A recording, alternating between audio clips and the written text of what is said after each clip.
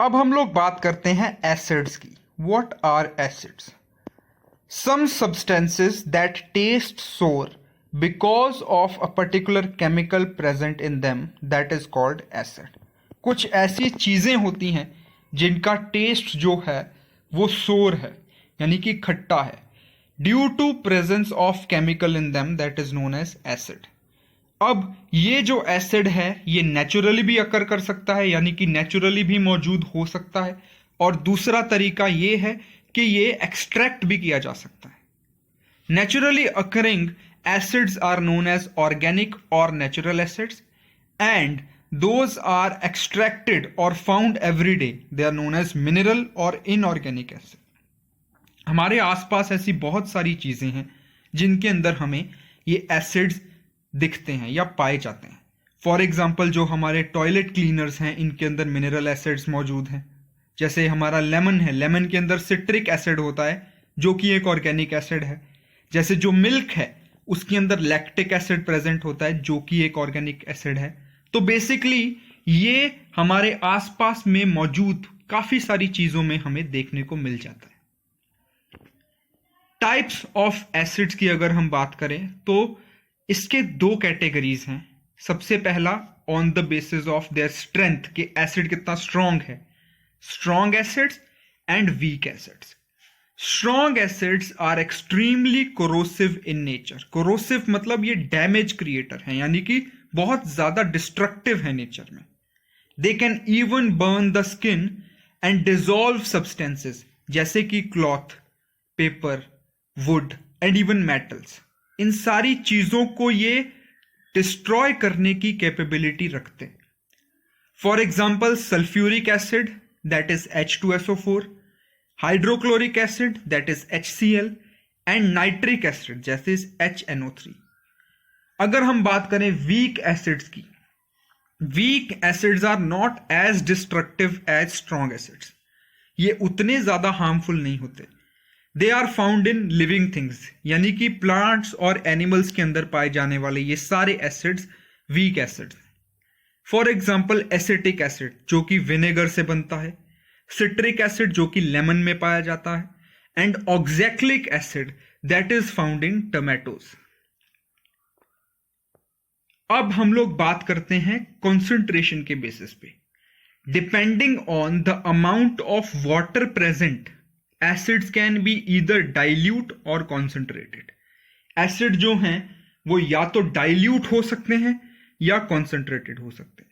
Dilute मतलब जब acid का अमाउंट कम है और वाटर का अमाउंट ज्यादा है, that is dilute acid.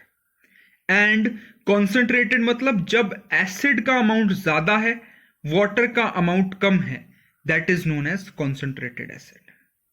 Generally dilute acid जो है वो लैब्स वगैरह में इस्तेमाल किया जाता है वाइल एक्सपेरिमेंटिंग, ताकि उस एसिड का जो हार्मफुल इंपैक्ट है उसे कम किया जा सके। अब हम लोग बात करते हैं प्रॉपर्टीज ऑफ एसिड्स की। हर एक सब्सटेंस की, हर एक मटेरियल की अपनी एक पहचान होती है based on some of its characteristics या प्रॉपर्टीज। अब जैसे कि हम लोग एसिड्स के बारे में पढ़ रहे हैं तो एसिड्स की भी कुछ ना कुछ पहचान है। वो क्या है, हमें कैसे पता चलेगा कि हाँ ये पर्टिकुलर सब्सटेंस जो है ये एसिड की कैटेगरी में डाला जाएगा या नहीं डाला जाएगा? कुछ पॉइंट्स को हमें ध्यान में रखना होता है। सबसे पहला है एसिड्स हैव सोर टेस्ट। एसिड्स जो होते हैं वो टेस्ट में सोर होते हैं, खट्टे होते हैं। इसीलिए नॉर्मली जो भी हमारे ऑर्गेनिक एसिड के सोर्स हैं जैसे कि लेमन, ऑरेंज, बेरीज, ग्रेप्स, इन सब का जो टेस्ट है वो सोर होता है, खट्टा होता है। दैट मीन्स कि all the citrus fruits have a sour taste. Acids are corrosive in nature. Acids जो हैं ये कोरोसिव होते हैं, यानी कि ये बहुत सारे सब्सटेंसेस को कोरोड, खराब कर देते हैं, जैसे कि metals, woods etcetera. Now acids contain hydrogen. Acids के अंदर हाइड्रोजन गैस प्रेजेंट होती है। सारे एसिड्स चाहे वो ऑर्गेनिक हो यानी कि नेचुरल हो, चाहे वो मिनरल हो यानी कि मैन मेड हो, उनके अंदर हाइड्रोजन प्रेजेंट होती है। हाइड्रोजन बेसिकली इनकी निशानी होती है कि अच्छा इसके अंदर हाइड्रोजन है तो पॉसिबल है कि ये एसिड हो सकता है। Acids are soluble in water. Soluble मतलब क्या होता है? कंप्लीटली डिसॉल्व हो जाने वाला। Most of the acids dissolve in water either at the room temperature और ऑन हीटिंग। या तो रूम टेम्परेचर पे ही डिसॉल्व हो जाएंगे पूरी तरीके से, या फिर उन्हें हीट करने पे वो कंप्लीटली डिसॉल्व हो जाते हैं, यानी कि सॉल्यूबल होते हैं।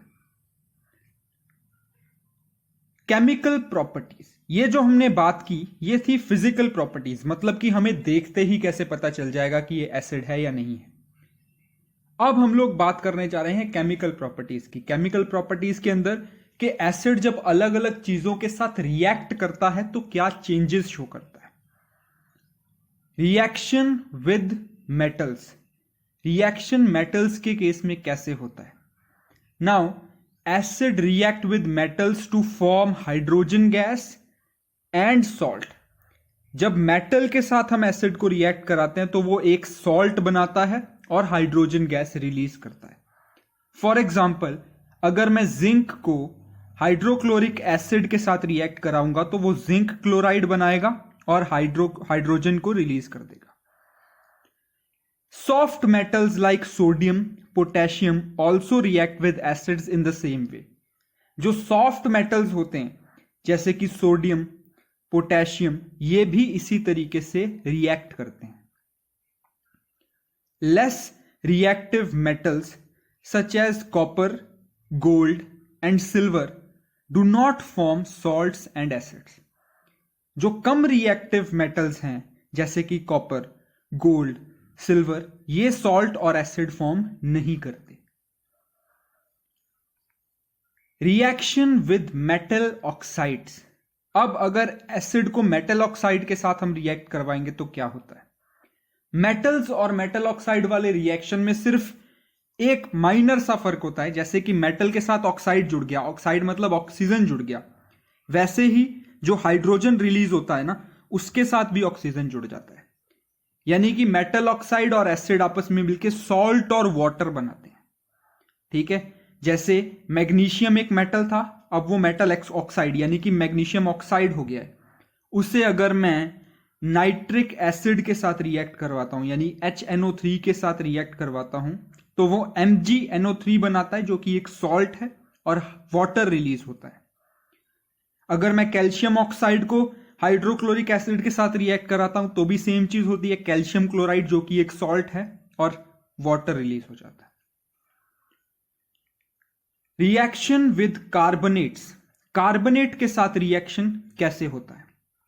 कार्बोनेट और एसिड आपस में रिएक्ट करके एक सॉल्ट बनाते हैं, कार्बन डाइऑक्साइड रिलीज करते हैं और वाटर रिलीज करते हैं। फॉर एग्जाम्पल, कैल्शियम कार्बोनेट को अगर मैं हाइड्रोक्लोरिक एसिड के साथ रिएक्ट करवाऊंगा तो वो कैल्शियम क्लोराइड, कार्बन डाइऑक्साइड और वाटर देगा। सेम चीज अगर सोडियम कार्बोनेट को मैं सल्फ्यूरिक एसिड के साथ रिएक्ट कराता हूं तो sodium sulphate, carbon dioxide and water will be the by products. Reaction with bases. अब एसिड को अगर बेस के साथ रिएक्ट कराया जाए तो क्या होता है? एक एसिड बेस के साथ रिएक्ट करके सॉल्ट बनाता है और वाटर फॉर्म करता है। फॉर एग्जाम्पल, हाइड्रोक्लोरिक एसिड जो कि हमारे स्टमक में पाया जाता है और MgOH2 मैग्नीशियम हाइड्रोक्साइड जो कि बेसिकली एंटासिड्स का फॉर्मूला है। एंटासिड्स मतलब वो चीजें जो हम इनटेक करते हैं वाइल एसिडिटी, जैसे इनो हो गया, ये हमारे लिए एंटासिड का काम करता है। तो ये क्या बनाता है? ये बेसिकली सॉल्ट बनाता है हमारे बॉडी में, MgCl2 एंड वाटर रिलीज करता है। Uses of some common acids. अब ये कुछ कॉमन एसिड्स जो हैं ये किस किस चीज में यूज आते हैं एक बार उनके बारे में डिस्कस करते हैं। Hydrochloric acid. हाइड्रोक्लोरिक एसिड जो है इसके बहुत सारे यूजेस हैं, जैसे कि removing deposits formed inside the boilers in various industries. बहुत सारे इंडस्ट्रीज के अंदर जो डिपॉजिट हो जाते हैं बॉयलर्स के अंदर मटेरियल, उसे हटाने के लिए हाइड्रोक्लोरिक एसिड का इस्तेमाल किया जाता है। This process is known as descaling. Cleaning of sink और सैनिटरी वेयर, जो लिक्विड हम इस्तेमाल करते हैं, that is also a type of hydrochloric acid. Purification of common salt, common salt जो है उसको प्योरीफाई करना, उसे भी हाइड्रोक्लोरिक एसिड ही किया जाता है। सल्फ्यूरिक एसिड के क्या क्या इस्तेमाल होते हैं? सल्फ्यूरिक एसिड जो है वो बहुत सारे केमिकल्स बनाने में काम आता है। कार और इन्वर्टर की बैटरीज बनाने में काम आता है, पेंट, ड्रग्स, डाइज और आर्टिफिशियल सिल्क बनाने में भी काम आता है। Fertilisers such as ammonium sulphate and super phosphate, ammonium sulphate और सुपर फॉस्फेट नाम के फर्टिलाइजर्स जो हैं, ये बनाने में भी सल्फ्यूरिक एसिड का बहुत अहम रोल रहता है। अब बात करते हैं नाइट्रिक एसिड की। नाइट्रिक एसिड जो है वो लेबोरेटरीज में बहुत ज्यादा यूज किया जाता है। इसे एक्सप्लोसिव्स बनाने में इस्तेमाल किया जाता है। गोल्ड और सिल्वर ऑर्नामेंट्स यानी कि गहनों को साफ करने में इस्तेमाल किया जाता है। एक्वा रेगिया बनाने में इस्तेमाल किया जाता है। अब ये एक्वा रेगिया क्या होता है, हम अभी थोड़ी देर में डिस्कस करेंगे। एसिटिक एसिड, एसिटिक एसिड कहां यूज किया जाता है? इसे प्रिजर्वेटिव्स की तरह इस्तेमाल किया जाता है बहुत सारी चीजों में, जैसे कि पिकल में, और इसे विनेगर के तौर पे, सिरके के तौर पे भी यूज किया जाता है फूड आइटम्स के अंदर उसका फ्लेवर एनहेंस करने के लिए। और भी बहुत सारे यूजेस हैं, जैसे कि ग्लू या और दूसरे केमिकल्स बनाना, या हाउस होल्ड क्लीनर्स के अंदर भी इसे इस्तेमाल किया जाता है। अब हम लोग बात करते हैं कि एसिड्स बनते कैसे हैं। How are acids formed? Acids are formed in small amount in nature and large quantities by artificial method. अगर हम नेचुरल एसिड या ऑर्गेनिक एसिड्स की बात करें तो ये बहुत छोटे अमाउंट में, बहुत छोटे क्वांटिटी में बनते हैं। वहीं अगर हम आर्टिफिशियल मेथड्स की बात करें तो वो बहुत बड़े अमाउंट में, लार्ज क्वांटिटी में हमें मिलते हैं। Acids are made by dissolving some oxides like carbon dioxide, sulphur dioxide and nitrogen dioxide in water. Carbon dioxide, sulphur dioxide और नाइट्रोजन डाइऑक्साइड जैसे गैसेस को जब हम वाटर में डिसॉल्व करते हैं तो हमें एसिड्स मिलते हैं। यानी कि carbonic acid if we dissolve carbon dioxide in water, sulphuric acid if we dissolve sulphur trioxide in water, sulphur dioxide को अगर हम वाटर में डिसॉल्व करें तो सल्फरस एसिड। इनमें बहुत माइनर सा डिफरेंस होता है sulphur dioxide and sulphur trioxide से बनने वाले एसिड्स में। नाइट्रोजन डाइऑक्साइड को अगर हम वाटर में डिसॉल्व करें तो नाइट्रिक ऑक्साइड या नाइट्रिक एसिड। एसिड रेन, हमारे जो एसिड्स के नेचुरली एग्जिस्ट करने में सबसे बड़ा एप्लीकेशन या रियल लाइफ एग्जांपल अगर कुछ है तो वो एसिड रेन है। बेसिकली इसे हम कॉम्बिनेशन के तौर पे देख सकते हैं कि ये केमिकल मेथड्स और नेचुरल मेथड्स को कंबाइन करके होता है। Rain containing excess amount of acid is called acid rain. वो रेन जिसमें एसिड का जो अमाउंट है वो ज्यादा होता है उसे एसिड रेन बोला जाता है। अब इस एसिड रेन के अंदर सबसे पहले तो कौन कौन से एसिड्स पाए जाते हैं, जो कि नाइट्रोजन डाइऑक्साइड, कार्बन डाइऑक्साइड और सल्फर डाइऑक्साइड से बनते हैं। Sulphurous acids, nitric acids and कार्बनिक एसिड्स, ये तीन तरीके के एसिड्स जो हैं ये एसिड रेन के अंदर पाए जाते हैं। अब सवाल ये उठता है कि ये एसिड जो हैं वो एसिड रेन तक कैसे पहुंचते हैं। हमारे इंडस्ट्रीज के अंदर से ये सारा जो एयर पॉल्यूटेंट्स हैं वो निकलते हैं और इन एयर्स का भी उसी तरीके से वेपर फॉर्मेशन होता है। अब ये जो हार्मफुल वेपर्स हैं ये वाइल प्रेसिपिटेशन, जैसे हमारा वाटर साइकिल चलता है वैसे प्रेसिपिटेशन होता है तो ये ड्रॉप्स के फॉर्म में वापस नीचे गिरते हैं in form of acid rain. अब एसिड रेन के हमारे एनवायरनमेंट के ऊपर बहुत सारे हार्मफुल इंपैक्ट्स हैं, जैसे कि acid rain reduces fertility of soil, हमारी सॉइल की फर्टिलिटी कम कर देता है acid rain. During acid rain some water seeps down which is harmful for our ground water. काफी समय एसिड रेन से जो वाटर निकलता है वो हमारी जो मिट्टी है वो सोख लेती है, यानी कि जो हमारे अंडरग्राउंड वाटर रिजर्वायर्स हैं ये उसके अंदर जा सकता है, that is harmful for our ground water. Acid reacts with marble यानी कि calcium carbonate and slowly corrodes it. Acid जो है वो मार्बल्स के साथ रिएक्ट करता है और धीरे धीरे उसे खराब कर देता है। आप लोगों ने बहुत पहले ताजमहल वाला इंसिडेंट सुना होगा, जिसके अंदर जो ताजमहल का जो मार्बल है उसकी जो वाइटनेस है वो कम होने लग गई थी due to the acid rain that caused harm to the marble. जो कैल्शियम कार्बोनेट इस्तेमाल किया गया था ताजमहल बनाने में वो धीरे धीरे रिएक्ट होने लगा एसिड रेन के साथ और धीरे धीरे डैमेज होने लगा था। दैट इज वाई बहुत स्ट्रिक्ट गाइडलाइंस इशू की गई थी वहां पे आसपास के इंडस्ट्रीज को कि इस नेशनल हेरिटेज को बचाया जा सके। Acid rain damages reproduction of trees and plants. ये पानी अगर पौधों में चला जाए तो वो अपने आप को रीजेनरेट या रिप्रोड्यूस नहीं कर पाते, तो that damages the reproduction of plants and trees. Preventions of acid rain. अब एसिड रेन से बचा कैसे जा सकता है?